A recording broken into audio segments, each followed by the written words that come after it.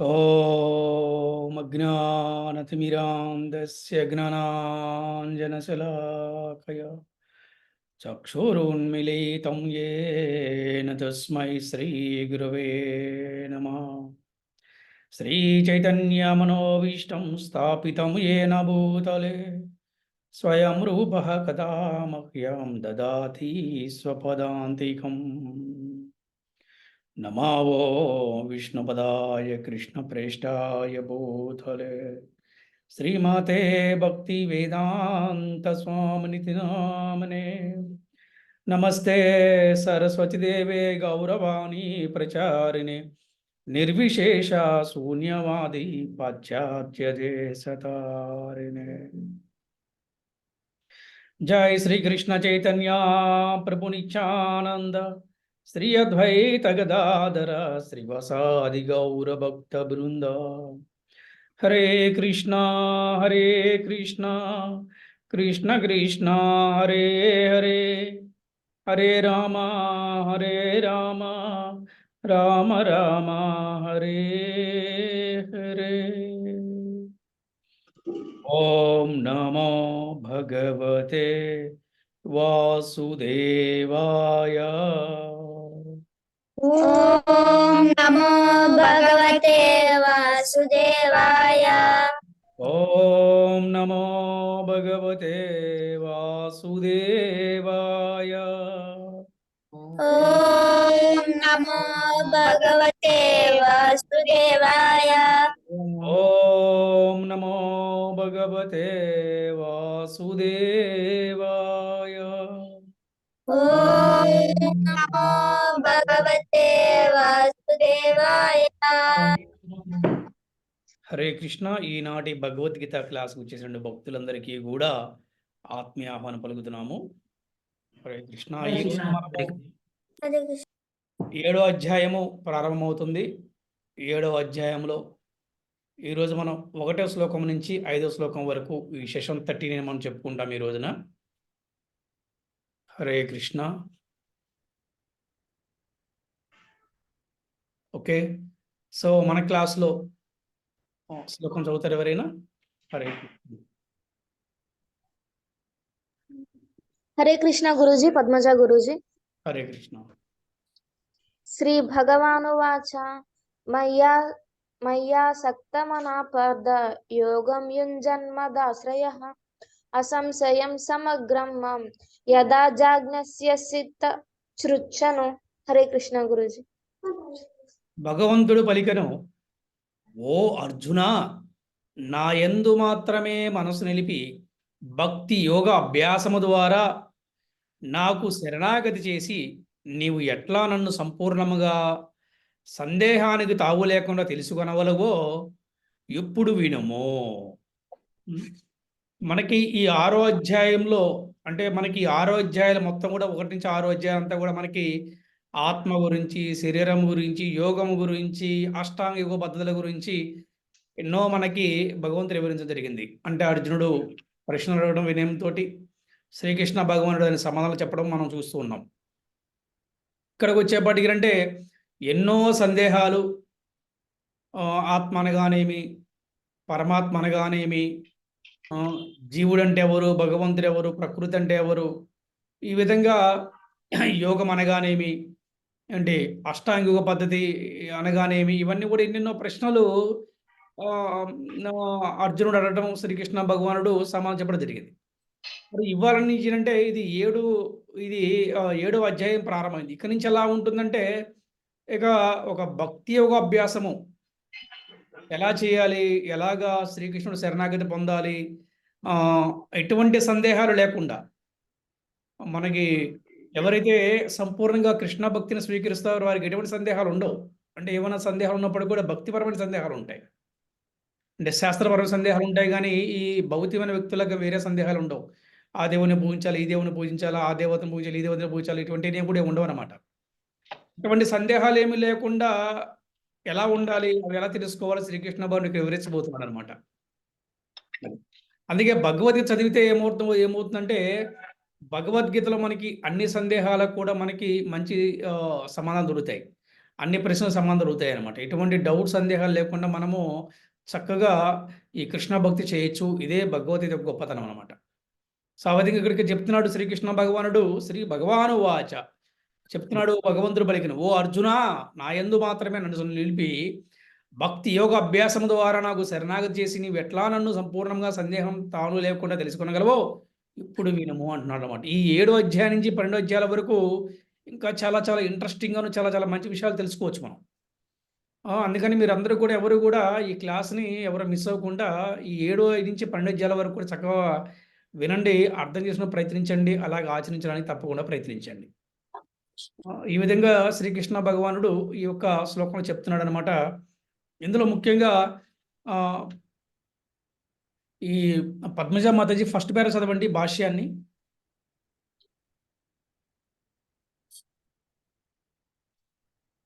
హరే కృష్ణ గురూజీ, పద్మజ గురూజీ. హరే కృష్ణ. శ్రీల ప్రభుపాద వారి భాష్యంకి జై, శ్రీల గురుదేవ్కి జై.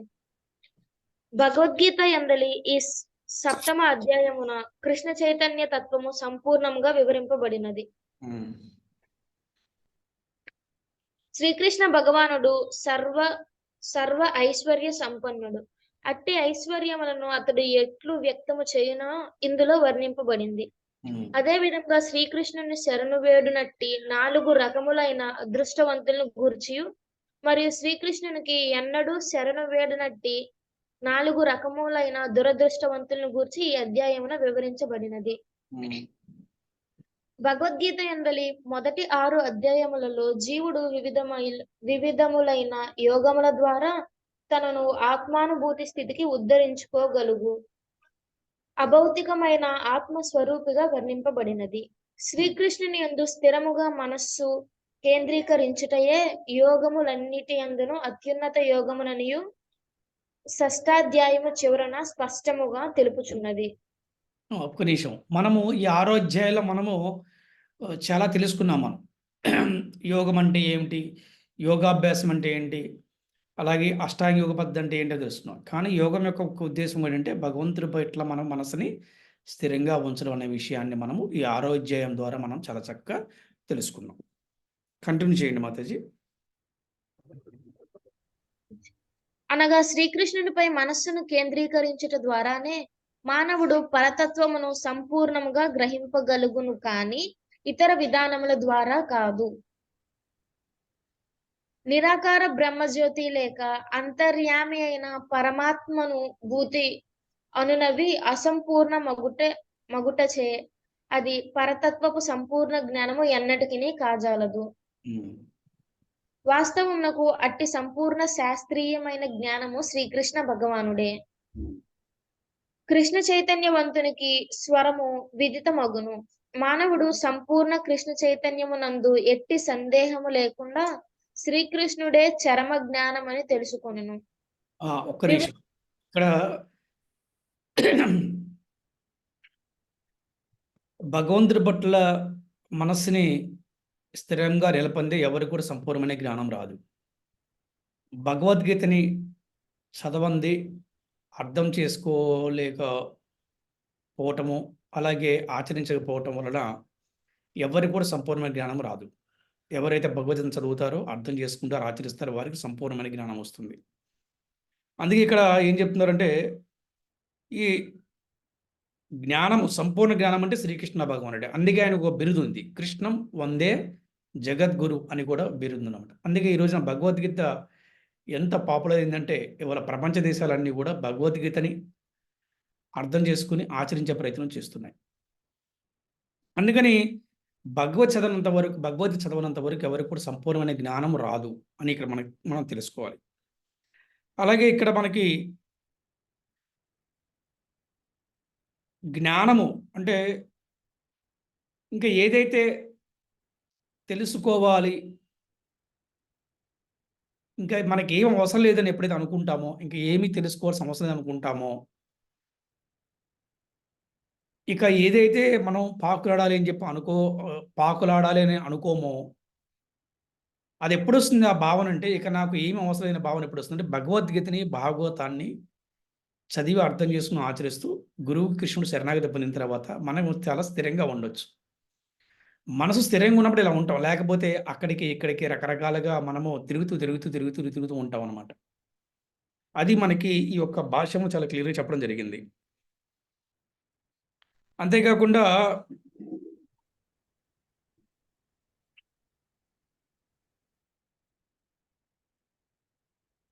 చరమ జ్ఞానం అంటే ఇంక దీన్ని మించిన జ్ఞానం లేదనమాట. అది. ఈ చరమ జ్ఞానము శ్రీకృష్ణ భగవానుడు. అందుకే కృష్ణుడు గాని, కృష్ణ భక్తులు గాని చాలా తెలివిగా ఉంటారని చెప్తూ ఉంటారనమాట. అయితే ఈ జ్ఞానాన్ని ఎలాగా మనము నేర్చుకోవాలి అనే దాని గురించి మనకి 4వ అధ్యాయంలో మనకి 34వ శ్లోకంలో చెప్తుంది. తద్విద్ధి ప్రణిపాతేన పరిప్రశ్నేన సేవయ ఉపదేక్షంతే తే జ్ఞానం జ్ఞానిన తత్వ దర్శినః అన్న విషయాన్ని ఇక్కడ మనం తెలుసుకో. ఇక్కడ గురువు దరిచేరి సత్యము నిరువుడుకు ప్రయత్నించము, వినయముతో సేవను కూర్చోము, అలాగే వినయముతో ప్రశ్నలు అడుగువలెను, పరిప్రశ్నేన సేవయ వారు ఆత్మదర్శులు అయినందువలన మనకి జ్ఞానమును బోధింతురు. ఇక్కడ కృష్ణుడు గురువు పాత్ర, అర్జునుడు శిష్యుడు పాత్ర ఈ విధంగా మనం తెలుసుకోవాలన్నమాట. అది ఇక్కడ కృష్ణుడు గురువు, అర్జునుడు శిష్యుడు. ఇప్పుడు చెప్తున్నాడు,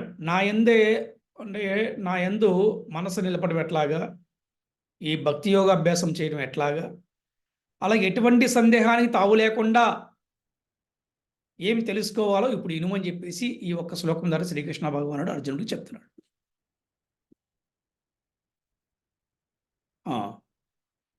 ఈ శ్లోకం చదవండి. హరే కృష్ణ. 2వ శ్లోకం.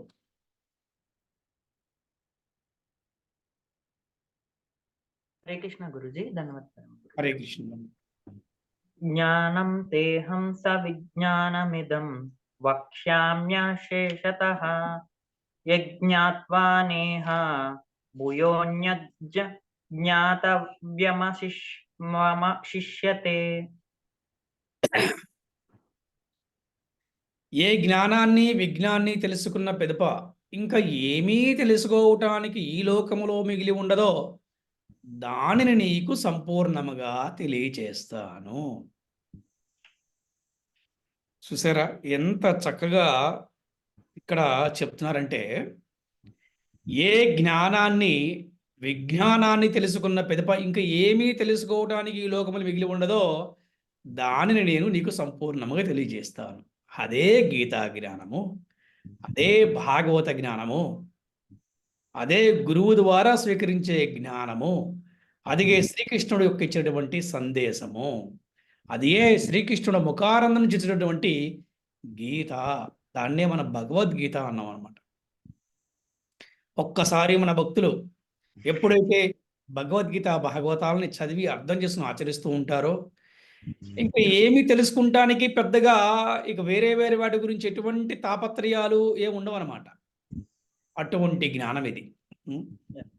ఇందులో ఏ విధంగా భాష చెప్తున్నారు ఒకసారి మనం చూద్దాం. ఇందులో ఏ విధంగా కొన్ని లైన్ మన భాషను చెప్పుకోవచ్చు. అసలు ప్రభుపాదుల భాష్యంకి చాలా గురుదేవుకి జై.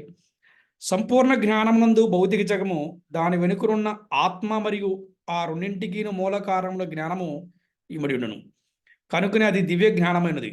తనకు అర్జునుడు భక్తుడు మరియు స్నేహితులై ఉన్నందున శ్రీకృష్ణ భగవానుడు అతనికి పైన వివరింపబడిన జ్ఞాన విధానమును తెలుపుకోరును. తన నుండియే ప్రత్యక్షంగా వచ్చున్న గురు శిష్య పరంపరలో ఉన్న భక్తునికి మాత్రమే సంపూర్ణ జ్ఞానము ప్రాప్తించని 4వ అధ్యాయపు ఆరంభంలో వివరించిన విషయము నే శ్రీకృష్ణ భగవానుడు తిరిగి నిర్ధారించున్నాడు. ఏంటి ఇక్కడ ఏం చెప్పారు? గురు శిష్య పరంపరలో ఉన్నటువంటి భక్తునికి మాత్రమే సంపూర్ణ జ్ఞానము ప్రాప్తించునని 4వ అధ్యాయం అంటే 4వ అధ్యాయపు ఆరంభంలో వివరించారు. అది అక్కడ 4వ అధ్యాయము 2వ శ్లోకంలో చెప్పబడింది. ఇక్కడ గుర్తుపెట్టుకోవాలి, గురు శిష్య పరంపరలో ఉన్న భక్తునికి మాత్రమే ఇది గుర్తుపెట్టుకోవాలి. అందుకే మనం ప్రామాణికమైన గురువును స్వీకరించడం, అలాగే ఆ గురువుకి ఒక పరంపర ఉండాలి. పరంపర ఉన్నటువంటి గురువునే మనం ప్రామాణికమైన గురువు అంటాం. అందరినీ మనం గురువుగా యాక్సెప్ట్ చేయకూడదు. ఇది మనం చాలా చక్కగా తెలుసుకున్న విషయం. వారికి మాత్రం ఇప్పుడు సంపూర్ణమైనటువంటి జ్ఞానం ఉంటుందని శ్రీకృష్ణ భగవానుడు ఇక్కడ చాలా క్లియర్గా చెప్తున్నాడు అనమాట. కనుక ప్రతి ఒక్కరు కూడా సర్వ కారణములకు కారణుడు మరియు సమస్త యోగమునందు ఏక ధ్యానం ధ్యేయమో అతడే సమస్త జ్ఞానములకు మూలమని ఎరగవలసి ఉన్నది. ఆ విధముగా సర్వ కారణము విదితమైనప్పుడు తెలుసుకోనదగినంత ఏదో తెలియబడి తెలిసిన మనది ఏదీనో తీక మిగిలి ఉండదు. కనుకని కస్మిన్ భగవో విజ్ఞాతే సర్వమిదం విజ్ఞాతం భవతి అని వేదములు తెలుపుచున్నవి. అంటే ఏంటి ఇక్కడ? కస్మిన్ భగవో విజ్ఞాతే సర్వమిదం విజ్ఞాతం భవతి అని వేదములు చెప్తున్నాయి. అంటే ఇక ఏంటి? ఏదైతే తెలుసుకోవాలో తెలుసుకున్నానో, ఇంకేదైతే అవసరం లేదో అది అవసరం లేదు. అందుకని శ్రీకృష్ణ భగవానుడి శ్లోకాలు ఏం చెప్తున్నానంటే, ఏ జ్ఞానాన్ని విజ్ఞాన్ని తెలుసుకున్న పిదప ఇంకా ఏమీ తెలుసుకోవటానికి ఈ లోకములో మిగిలి ఉండదో దానిని నేను నీకు సంపూర్ణముగా తెలియచేస్తున్నాను. అందుకని మనకి సంపూర్ణమైన జ్ఞానం కావాలంటే మన ప్రామాణికమైన గురువుని మనము స్వీకరించాలి. మన జీవితంలోకి వారిని ఆహ్వానించాలన్నమాట.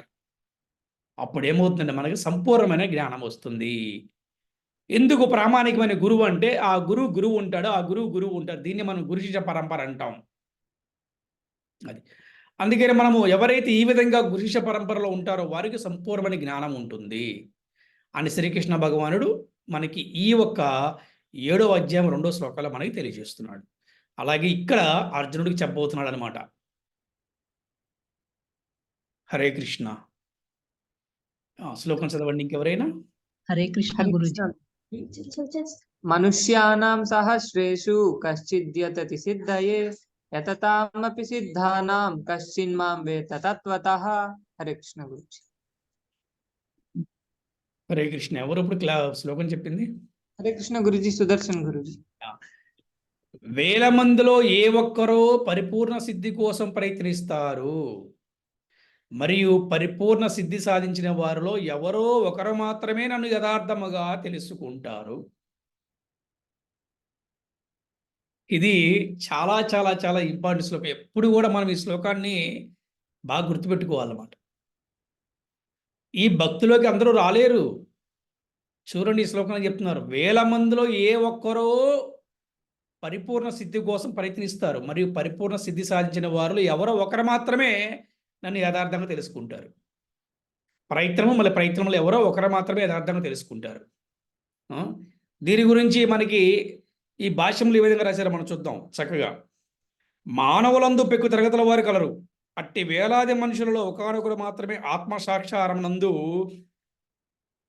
అభిరుచిని కలిగి ఆత్మననయనమో దేహమనయనమో ప్రదత్వమనయనమో తెలుసుకున్నట్టు ఎత్తిరించును. చూడండి, జనరల్గా చాలా తక్కువ మందికి వస్తుందన్నమాట ఒక ఆలోచన, నేనెవరిని, హూయామై, నేను ఆత్మ శరీరాన్న, నేను జీవాత్మన పరమాత్మన, నేను దేవుణ్ణ దేవతన దెయ్యాన్న, లేకపోతే పేదవాడినా లేకపోతే సంపన్నున్నా, నేను శూద్రున్నా బ్రాహ్మణ. ఈ రకరకాల ప్రశ్నలు ప్రతి ఒక్కరికి చాలామందికి వస్తాయి. కానీ ఎవరో ఒకరు మాత్రమే ప్రయత్నిస్తారు నిజాన్ని తెలుసుకోవడం కోసం. ఇది పరిపూర్ణ సిద్ధి కోసం ప్రయత్నిస్తారనమాట. నేను ఎవరిని, హ్యూయామాయ్ అనే గురించి దాని గురించి ప్రయత్నిస్తారనమాట.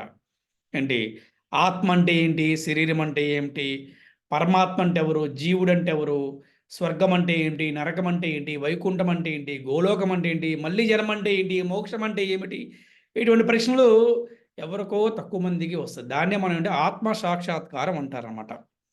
ఆత్మ సైన్స్ ఆఫ్ సెల్ఫ్ రియలైజేషన్ అంటారు. ఇది ఇలాగా జరుగుతూ ఎవరికో ఒకరికి మాత్రమే అలాగా వస్తుంది.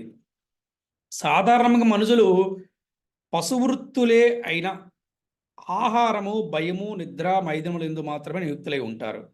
జనరల్గా ఏం చేస్తారు, ఆహారం తీసుకుంటాం, తర్వాత భయపడటం, నిద్రపోవటం, మైథునము, సెక్సువల్ లైఫ్ అందు నియుక్తులై ఉంటారన్నమాట. మనం చూడండి, ప్రపంచంలో వారిని అడగండి, మీరందరూ భయం లేకుండా ధైర్యంగా ఉన్నారంటే ఆల్మోస్ట్ 1% 2% చెప్తారు మేము ధైర్యంగా ఉన్నామని. కానీ 98% అందరూ చెప్తారు మేము భయంతో ఉన్నామని చెప్తారు. ఏదో ఒక రకమైన ఆర్థిక ఇబ్బందులను, పిల్లల భవిష్యత్తు ఎలా ఉంటుందనో, ఉద్యోగం ఎలా ఉంటుందనో, వ్యాపారం ఎలా ఉంటుందనో, రేపు ఎలా ఉంటుందో ప్రతి ఒక్కరు భయపడుతూ ఉంటారు అన్నమాట. జనరల్గా మనం చూస్తే కనుక ఏ ఒక్కడు కూడా ఆధ్యాత్మిక జ్ఞానం అభిరుచిని కలిగి ఉండడు. భగవద్గీత ఎందలి మొదటి 6 అధ్యాయాలు ఆధ్యాత్మికనందును ఆత్మ పరమాత్మను అవగాహన చేసుకునేందును జ్ఞానయోగము మరియు ధ్యానయోగము ద్వారా ఆత్మసాక్షాత్కారం పొందేందును అనాత్మైన భౌతిక పదార్థమును ఆత్మ నుండి వేరుగా గాంచేందును అనురక్తి నుండి వారికే నిర్దేశింపబడినది.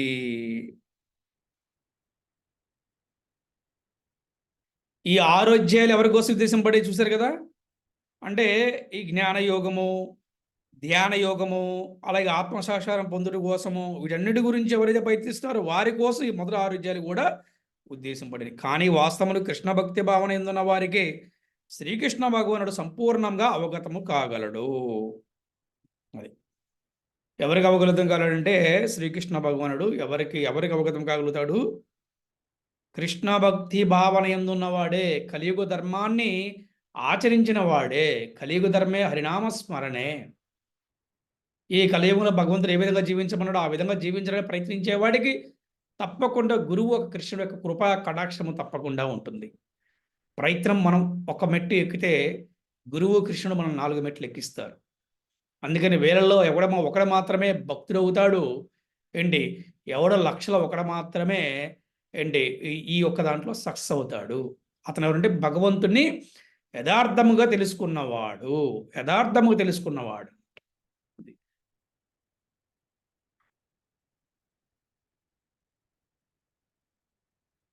నెక్స్ట్ శ్లోకం చదవండి.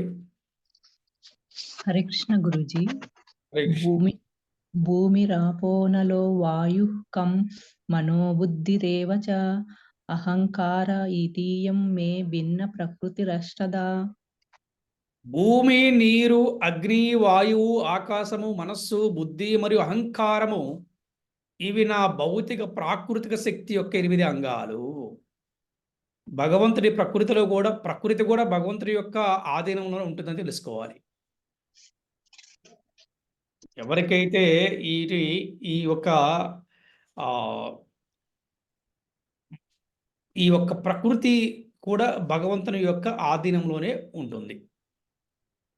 ఇవి ఎవరికైతే అంటే ఈ భూమి, నీరు, అగ్ని, వాయువు, ఆకాశము, అలాగే మనస్సు, బుద్ధి మరి అహంకారం అన్ని కూడా ఈ యొక్క భౌతికమైనటువంటి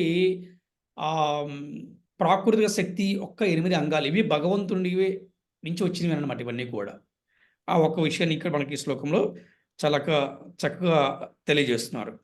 భాష్యములు ఏ విధంగా చెప్పారు శ్రీల ప్రభుపాద గురించి ఒక 4 పాయింట్లు మనం చర్చించుకుందాం. భగవతత్వ విజ్ఞానము భగవానుని దివ్యమంగు స్థితిని మరియు అతని విభిన్న శక్తులను విశ్లేషించి చర్చించును. సాత్వత తంత్రంలో వివరబడినట్లు ఆ భగవానుని వివిధ పురుష అవతారముల ఎందలి శక్తికే ప్రకృతి అని పేరు. భగవంతుని యొక్క శక్తికే ప్రకృతి అని పేరు. ఈ విషయం తెలుసుకోవాలి. అంటే ప్రకృతి వేరు అంటే భగవంతుడి వేరు అంటానికి లేదనమాట. ఇక్కడ ఈ ప్రకృతి కూడా భగవంతుడి యొక్క శక్తే. ఈ విషయం మనం తెలుసుకోవాలి. అందుకని చాలామంది ప్రకృతిని ఆరాధిస్తూ ప్రకృతికి పూజలు చేయడం కోసం ప్రయత్నిస్తూ ఉంటారు. కానీ ఈ ప్రకృతి కూడా భగవంతుని యొక్క శక్తి అనే విషయం మనం చాలా చక్కగా తెలుసుకోవాలి. ఈ విషయాన్ని మనకి ఎక్కడ చెప్తున్నారంటే విష్ణోస్తు త్రీని రూపాని పురుషాఖ్యాని యదో విదు ఏకం తు మహాతః స్పృష్టు ద్వితీయం త్వండ సంస్థితం తృతీయం సర్వభూతస్థం తాని జ్ఞాత్వా విముచ్యతే. ఈ భౌతిక జగత్తు సృష్టికే శ్రీకృష్ణ భగవానుని సంపూర్ణ స్వాంస 3 విష్ణు రూపములు దాల్చును. అందులో మొదటి విష్ణు రూపమైన మహావిష్ణువు మహాతత్వపు తెలియబడు భౌతిక శక్తిని సృష్టించును. రెండవ విష్ణు రూపమైన గర్భోదక సాయి విష్ణువు వివిధ వ్యక్తీకరణలకే అన్ని విశ్వములందు ప్రవేశించును. ఇక మూడో విష్ణు రూపమైన క్షీరోదక సాయి విష్ణువు సకల విశ్వములందు పరమాత్మ రూపమును వ్యాపించి పరమాత్మగా పిలువబడుచు అణువనందు నిలిచును. ఈ 3 విష్ణువులు గూర్చి తెలిసిన వాడు భవబంధము నుండి ముక్తిని పొందగలడు.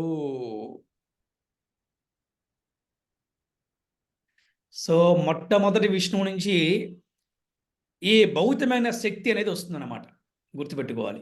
భగవంతుడు ఏ విధంగా అంటే 3 విష్ణు రూపాలు తాలుస్తారు.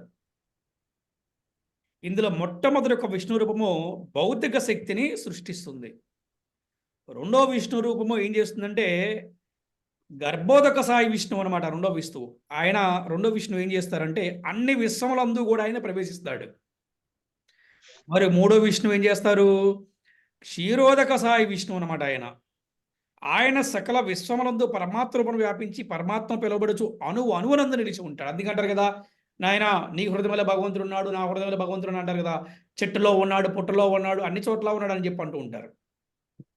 ఎవరైనా క్షీరోదక సాయి విష్ణువు. ఈయన ఎక్కడుంటారు? వైకుంఠములో అక్కడ ఉంటారు. ఎక్కడుంటారు మనకి వైకుంఠంలో అంటే క్షీరోదక సాయి విష్ణువు. అక్కడ మనకి ఆదిశేషు పడగల మీద శయనావస్థలో ఆయన ఉంటారన్నమాట. అందుకని ఇవన్నీ కూడా భగవంతుడి యొక్క శక్తే చెప్తున్నాడు. ఇక్కడ ఏం చెప్తున్నాడు? భౌతిక శక్తి కూడా నా యొక్క శక్తి అని చెప్పి ఈ శ్లోకం ద్వారా తెలియజేస్తున్నాడు. ఏమిటి? భూమి కానీ, నీరు కానీ, అగ్ని కానీ, వాయువు కానీ, ఆకాశం కానీ, మనస్సు కానీ, బుద్ధి కానీ మరియు అహంకారము, ఇవన్నీ కూడా నా యొక్క 8 అంగాలు అని శ్రీకృష్ణ భగవాన్ ఇక్కడ చెప్తున్నాడు అనమాట.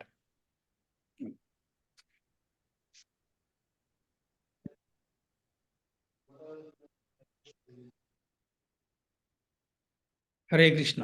నెక్స్ట్ శ్లోకం చదవండి ఎవరైనా. హరే కృష్ణ ప్రభుజీ. హరే కృష్ణ. అపోయమితస్త్వాన్యం ప్రకృతిం విద్ధి మే పరాం జీవభూత మహాబాహో యయేదం దార్యతే జగత్. హరే కృష్ణ. హరే కృష్ణ మాతాజీ.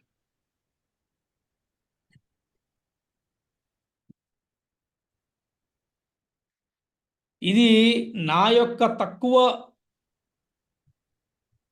స్థాయి శక్తి, కానీ దానికి అతీతంగా ఓ గొప్ప బాహువులు గల అర్జున, నాకు ఒక ఉన్నతమైన శక్తి ఉంది.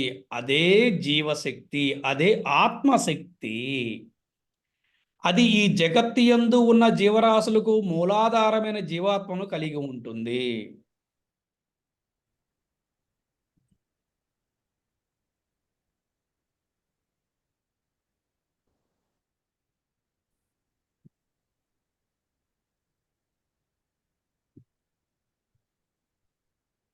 ఇంతకుముందు చెప్పిన శ్లోకంలో ఈ 8 అంగాలు నా శక్తి అని చెప్పారు. కానీ దానికి ఏం చెప్తారంటే అది నాకు ఒక మామూలు యొక్క తక్కువ శక్తి, తక్కువ స్థాయి శక్తి. దానికి అతీతంగా కూడా ఒక ఉన్నతమైన శక్తి ఉంది. అదేంటి? జీవశక్తి, అదే ఆత్మశక్తి అని చెప్పడం జరిగిందనమాట. ఈ యొక్క జగత్తు యందు ఉన్న జీవరాశులకి మూలాధారమైన జీవాత్మను కలిగి ఉంటుంది. అంటే పరమాత్మ నుంచి ఆత్మకు శక్తి వస్తుంది. అంటే పరమాత్మ శక్తి నుంచి ఆత్మకు శక్తి వస్తుంది.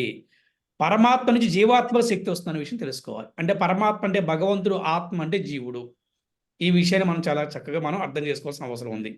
ఇక్కడ శ్రీకృష్ణ భగవానుడు చెప్తున్నాడో అన్నీ కూడా నేనేం చెప్తాడు అనమాట. అంటే ఈ ఒక శ్లోకంలో క్లియర్ చెప్పాల్సిందంటే అంటే ఏం చెప్తున్నాడు ఈ శ్లోకాల్లో చాలా క్లియర్ చెప్పాడు. ఈ ఒక్క మొదటి శ్లోకంలో ఏం చెప్తున్నారు ఇక్కడ మనకి చూడండి. మొదటి శ్లోకంలో ఒకసారి చూస్తే ఒక నిమిషం ఏం చెప్తున్నాడు? నాయందే మాత్రమే మనసు నిలిపి భక్తి యోగ అభ్యాసం ద్వారా నాకు శరణాగా చేసి నీవు ఎట్లా నన్ను సంపూర్ణంగా సందేహానికి తావు లేకుండా తెలుసుకునగలవో ఇప్పుడు వినమని చెప్పాడు. మరి రెండో శ్లోకంలో ఏం చెప్పారు? ఏ జ్ఞానాన్ని విజ్ఞాన్ని తెలుసుకున్న పెదప ఇంకా ఏమి తెలుసుకోవటానికి ఈ లోకములో మిగిలి ఉండదో దానిని నీకు సంపూర్ణంగా తెలియజేస్తానని చెప్పాడు. లేకపోతే మూడు శ్లోకాలు ఏం చెప్తున్నారు ఇక్కడ? 1000 మందిలో ఏ ఒక్కరో పరిపూర్ణ సిద్ధి కోసం ప్రయత్నిస్తారు, మరియు పరిపూర్ణ సిద్ధి సాధించిన వారిలో ఎవరో ఒకరు మాత్రమే యథార్థంగా తెలుసుకుంటారు అని చెప్తున్నారు.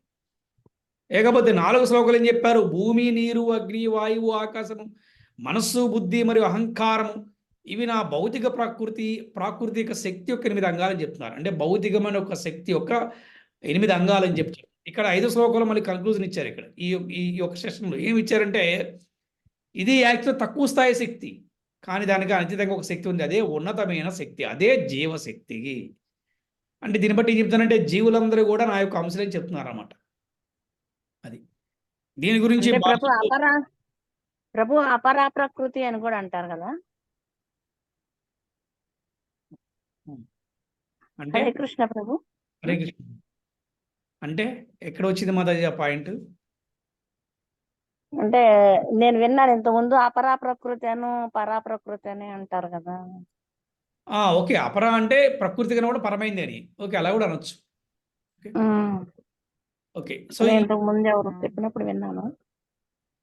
ఈ ఈ విషయం ఈ యొక్క శ్లోకంలో మనకి ఏ విధంగా భాషను అందించారో ఒకసారి చూద్దాం మనం. ఈ యొక్క క్లాస్, ఈ సెషన్ కన్క్లూజన్ ఇది. ఏం చెప్తున్నారంటే ఇక్కడ జీవులు శ్రీకృష్ణ భగవానుని ఉన్నతమైన ప్రకృతికి చెందిన వారిని ఇచ్చ స్పష్టంగా తెలుపబడినది. భూమి, జలము, అగ్ని, వాయువు, ఆకాశము, మనస్సు, బుద్ధి, అహంకారమును వివిధ అంశములుగా ప్రదర్శింపబడు భౌతిక పదార్థమే న్యూనమైన శక్తి. భూమి ఆది స్థూల విషయములు మరియు మనస్సాది సూక్ష్మ విషయములు రెండు ప్రకృతిములు నూనె శక్తులను ఉద్భవించినట్టువే. వివిధ ప్రయోజనములకై ఈ నూనె శక్తులను వినియోగించుకుని జీవులు శ్రీకృష్ణ భగవాను ఉన్నత శక్తికి సంబంధించిన వారై ఉన్నారు. అటువంటి ఈ ఉన్నత శక్తి వలనే సమస్త జగత్తు నడుచుతున్నది. ఉన్నత శక్తికి చెందిన జీవుడు నడుపనదే భౌతిక జగత్తు నడవలేదు. కానీ శక్తులు అన్ని వేళలా వారిని కలిగి ఉన్న శక్తిమానునిచే నింపబడి ఉన్నందున జీవులు సదా భగవానునిచే నింపబడిన వారే కనుక వారికి ఎన్నడూ స్వతంత్ర ఉనికి అనేది ఉండదు. కొందరు బుద్ధిహీనులు ఊహించినట్లు వారెన్నడూ భగవానుడు సమశక్తిమంతులు కాజాలరు. శ్రీకృష్ణ భగవానుడు మరియు జీవులకు నడుమ గల భేదమును శ్రీమద్ భాగవతములో ఈ విధంగా వివరించారు. ఏమని? అపరమిత ధ్రువాస్తనుభృతో యది సర్వగత స్తర్హి న స్యాస్యతేతి నియమో ధ్రువనేతరద అజనిచయన్మయం తద విముచ్య నియుంత్ర భవేత్ సమమనుజానతాం యదమతం యతదృష్టయ. ఓ దేవదేవ, బద్ధజీవులు నీవలనే నిశ్చలులు మరియు సర్వవ్యాపకులను అయినచో నీ ఆధీనములో వారెన్నడూ ఉండరు.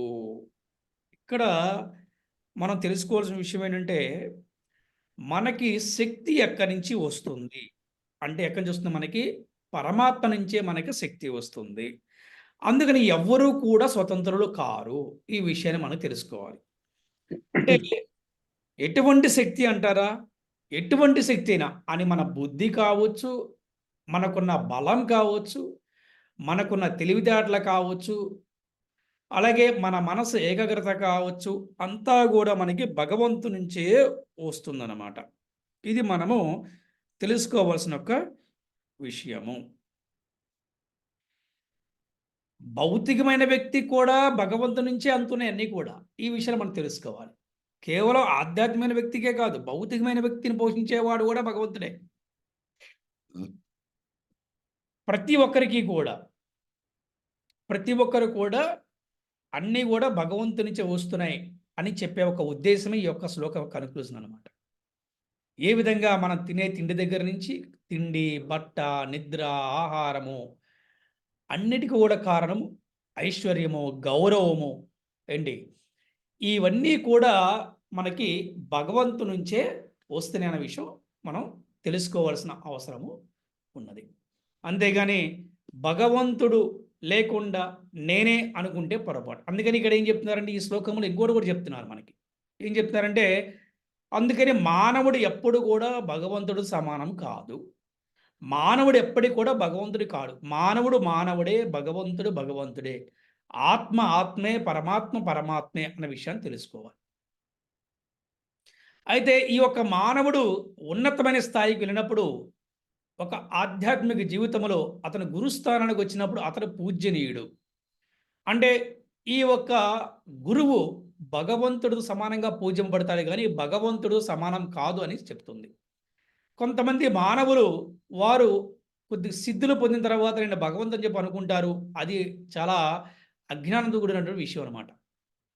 అది కూడా వారి పతనాలకి దారితీస్తుంది. ఈ విషయాన్ని కూడా మనం చక్కగా తెలుసుకోవాలి. అందుకని ప్రతి ఒక్కటి కూడా భగవంతు నుంచే మనకి శక్తులు వస్తున్నాయి అనే విషయం తెలుసుకోవాలి. ఈ ఆత్మకి శక్తి ఎక్కడ వస్తుందంటే పరమాత్మ నుంచే మనకి ఆత్మకి శక్తి వస్తుంది. ఫర్ ఎగ్జాంపుల్ చూడండి, ఒక కారు ఉంది, ఒక చాలా పెద్ద కారు ఉంది. అది ఒక ఎన్ని కోట్లైనా అయి ఉండొచ్చు, కానీ చాలా మంచి కారు, చాలా బ్యూటిఫుల్ కారు, చాలా బాగుంటుంది. కానీ ఆ కారు రోడ్డు మీద నడవాలి అంటే ఏం కావాలి? డ్రైవర్ కావాలి. డ్రైవర్ కావాలి. ఆ డ్రైవర్ లేకపోతే ఆ కారుకు విలువ ఉన్నదా? లేదు గురు. అరే నేను 80 కోట్లు పెట్టి కారు కొనుక్కున్నాను చెప్పి ఇంట్లో పెట్టుకుంటే ఆ కారుకి వాల్యూ ఉంటుందా? ఉండదు. ఇప్పుడు ఆ కారుకి వాల్యూ ఉందంటే కారుకు డ్రైవర్ ఉంటేనే వాల్యూ ఉన్నది. ఆ కారు రోడ్ల మీద తిరుగుతుంటేనే వాల్యూ ఉంటుంది. అలాగే మన శరీరానికి కూడా మన హృదయములో భగవంతుడు ఉన్నప్పుడే మనకి గౌరవం ఉంటుంది. భగవంతుడు మన హృదయంలో ఉన్నప్పుడే మనము మంచి మార్గములో ఉంటాము. ఈ కారుకి ఎప్పుడైతే మంచి డ్రైవర్ ఉంటాడో ఆ కారుకి ఎటువంటి యాక్సిడెంట్స్ లేకుండా చక్కగా కూడా ప్రయాణం బాగా జరుగుతుంది. అలాగే మన జీవితం అనే మన ప్రయాణం చక్కగా జరగాలంటే మన హృదయంలో భగవంతుడు స్థిరంగా ఉండాలి. భగవంతుడు మన హృదయంలో స్థిరంగా ఉండేలాగా మనం ప్రయత్నించాలి. అప్పుడు భగవంతుడు మనల్ని చక్కగా నడిపిస్తూ ఉంటాడన్న విషయాన్ని ఇవాళ మనం తెలుసుకోవాల్సిన ఒక విషయం. అందుకే ఈశ్వర పరమః కృష్ణ సచ్చిదానంద విగ్రహ అనాదిరాది గోవింద సర్వకారణకారణం. అంటే ఈశ్వరుడు అంటే కృష్ణుడే, పరమాత్ముడు అంటే ఈశ్వర. ఏం చెప్తున్నారు? ఈశ్వర చెప్పండి.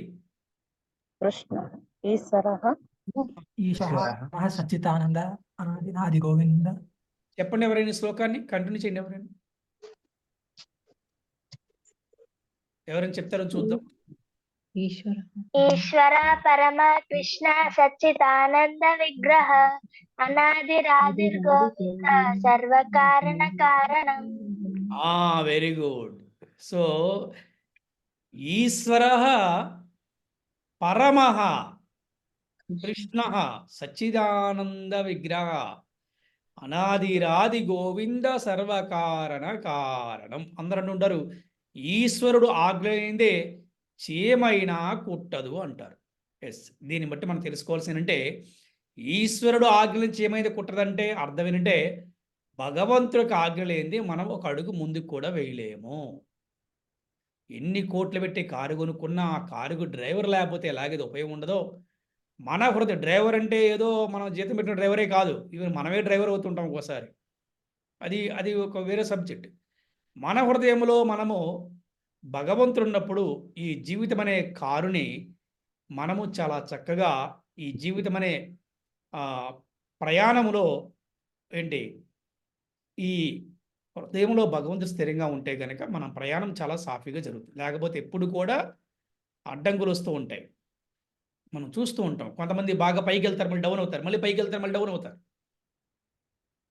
కానీ ఎక్కువ శాతం కృష్ణ భక్తులు ఎప్పుడు కూడా వారు స్థిరమైనటువంటి జీవితాన్ని సాగిస్తూ ఉంటారు. అంటే మేబీ కొన్ని ఇబ్బందులు రావచ్చు. ఇబ్బందులు వచ్చినప్పుడు వాళ్ళ దగ్గర డబ్బున్నా పెద్దగా చూపించగలరు, డబ్బు లేకపోయినా కూడా బాధపడరు అనమాట. Simple living, high thinking.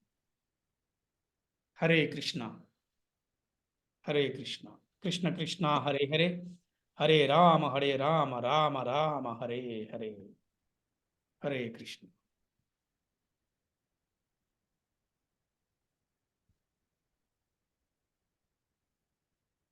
Hare Krishna. ఇప్పటివరకు మనం చెప్పుకున్నటువంటి క్లాస్లో ఎవరికైనా సందేహాలు ఉన్నాయా?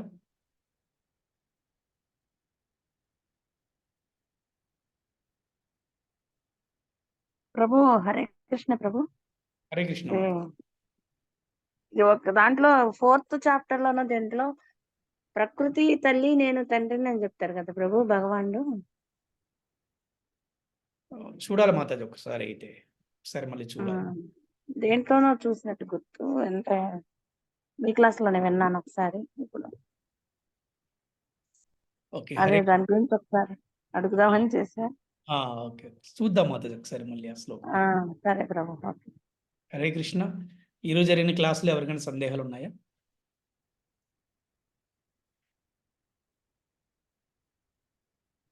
హరే కృష్ణ.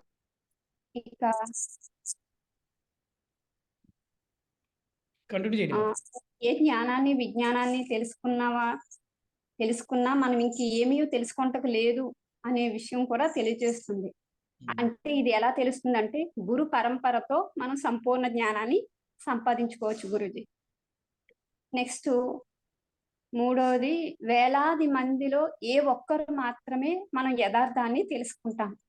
అంటే నేను ఆత్మన, శరీరాన, తర్వాత నేను జీవాత్మన పరమాత్మన ఇలా అనే సందేహాలని కలుగుతుంది.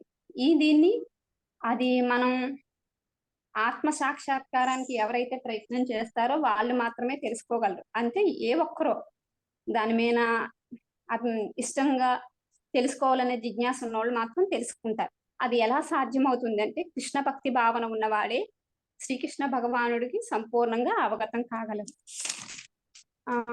నెక్స్ట్ మనకి భగవంతుడు శ్రీకృష్ణ భగవానుల్లో 8 అంశాలు అంటే భూమి, జలము, అగ్ని, వాయువు, ఆకాశము, మనస్సు, బుద్ధి, అహంకారము అని 8 అంశముల సముదాయం ద్వారా మనకి అగుపిస్తున్నారు. దీనిలో 3 విష్ణు స్వరూపాలుగా మనకి విశ్వం అంతా వ్యాపించున్నారు. మొదటి విష్ణువేమో మనకి భౌతిక శక్తిని గురించి తెలియజేస్తున్నారు. నెక్స్ట్ గర్భోదక స్థాయి విష్ణు అంటే ఈ అన్ని విశ్వముల యందు ప్రవేశిస్తారన్నమాట. క్షీరోదక స్థాయి విష్ణు అంటే సకల విశ్వముయందు పరమాత్మ రూపంగా వ్యాపించి పరమాత్మగా పిలువబడి అణువణువు వ్యాపించును. ఈ 2 విషయాలు కొద్దిగా చిన్న నియర్లీ ఉంటాయి, కొద్దిగా అర్థం చేసుకోవాలంటే. ఇలా ఈ 3 విష్ణు రూపాలుగా మనకి విశ్వం అంతా వ్యాపించి ఉన్నారు ఆ భగవంతుడు. నెక్స్ట్ పరమాత్మ జీవాత్మకి శక్తినిస్తుంది. ఆత్మ పరమాత్మకి, పరమాత్మ జీవాత్మకి శక్తి వస్తుంది. ఎవ్వరూ కూడా స్వతంత్రులు కాదు. మన బుద్ధి తెలివితేటలు అన్నీ కూడా భగవంతుడి నుంచే వస్తుందనే విషయాన్ని అందరూ గ్రహించాలి. మానవుడు ఎప్పుడు కూడా భగవంతుడు కాదు, భగవంతుడు భగవంతుడే, మానవుడు మానవుడే.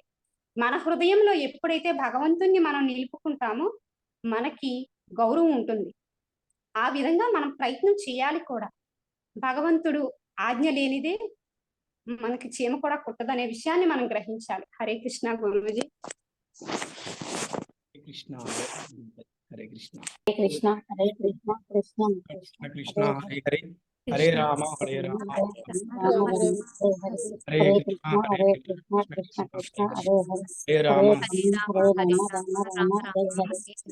ప్రభుపాదికి అనంతకోటి వైష్ణవ బృందకి హరే హరే హరే కృష్ణ హరే